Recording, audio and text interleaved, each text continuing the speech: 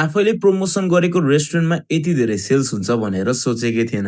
नमस्ते दादा दिजुहरू, सधैँ फुड ब्लग मात्र कति गर्ने भनेर आज म तपाईहरूलाई मेरो डे ब्लग सेयर गर्न गइरहेको छु। सधैँ चाहिँ बिहान उठेर यसो रेस्टुरेन्टतिर लागेको त दिवस भाइले त माछा मारिरहेको रहेछ। कतिवटा माछा मारेछ भनेर गएको त ब्यागुता पो देखाउँछ बा। हेर कान्छा, माछा भन्ने चिज यसरी मार्नु पर्छ भन्दै मैले यसो फिसिङ रड हानेको त ठ्याक्कै माछा त नपर्दिरा। माछा तिमी नै मार भाइ भनेर त्यसपछि म सौराबाट भरतपुरतिर निस्किए। आज चाहिँ रेस्टुरेन्टको लागि हल्का सामान र एकजना भाइलाई कामको लागि यहाँ लिएर आउँदै थिए। पहिला त भरतपुर पुगेर मेरो साथी अनमोललाई भेटेर हामी प्याराडाइजतिर गयौं। त्यसपछि चेस खेल्न लाग्यौ। त्यसपछि म चाहिँ लागे तरकारी लिन। हल्का फुल्का रेस्टुरेन्टको लागि तरकारी लिएर र नयाँ वेटरलाई लिएर म फेरि सौरातिर फर्किए। नयाँ भाइलाई यो रेस्टुरेन्टको बारेमा सबै कुरा बुझाएर म फेरि पार्वतीपुरतिर निस्किनु पर्ने भयो। पार्वतीपुरमा चाहिँ आज चियाबारीको ओपनिङ डे थियो। आज ओपनिङ डेमा चियाबारीमा त टन्नै कस्टमर हुनुहुन्थ्यो। फ्री चियाको अफर पनि थियो। चियाबारीमा यो रातिको बेला लाइटनिङले